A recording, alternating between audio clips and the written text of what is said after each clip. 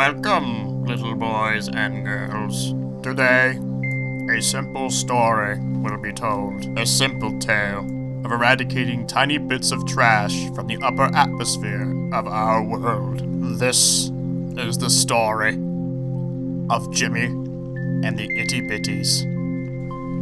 Once upon a modern-day dilemma, Jimmy decided to sell his services to a large-scale satellite company for a large sum of cash. Jimmy then completed his job as a rocket scientist by firing his rocket into mid-range orbit, containing the company's satellite. Yet, only days later, the satellite suffered technical difficulties due to Jimmy's new arch-nemesis, Itty-Bitties, or space debris. What was Jimmy to do? The Itty-Bitties' damage would require a second satellite to repair, and the Itty-Bitties still circling the planet would hit again, striking the second satellite with the same damage as before. If not dealt with, Jimmy thought to himself. Jimmy's mad genius then quickly flared, generating 3 possible solutions to the problem, totally not stolen from other individual scientists. The first of the 3 solutions, Jimmy thought to himself, was the Space Maid, a small, relatively cheap device shot up into space to latch onto larger Itty-Bitties. After reaching the Itty-Bitty desired, the Space Maid then takes the large Itty-Bitty into lower orbit, otherwise known as Grand Friction Station, where it is promptly vaporized.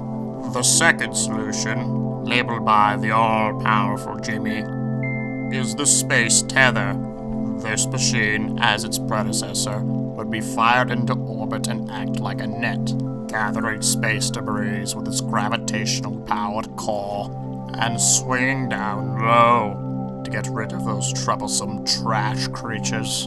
However, in the end, Jimmy, the sire of cosmic knowledge, settled on the ground-based laser technique developed by Jimmy. The laser would fire at the small Itty-Bitties, creating drag, and ultimately bringing the shameless creatures to bathe in flame. With this technique, Jimmy would not have to expend his employer's pockets further with more satellites. This, as Jimmy concurred, would also halt the process of the Kessler syndrome, which he despised with a burning passion.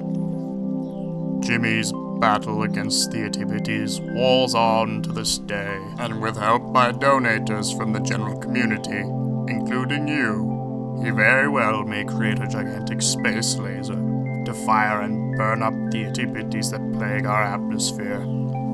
Have an Itty-Bitty-free night, little boys and girls, and donate all of your allowance to the Interagency Space Debris Coordination Committee for Jimmy's noble cause.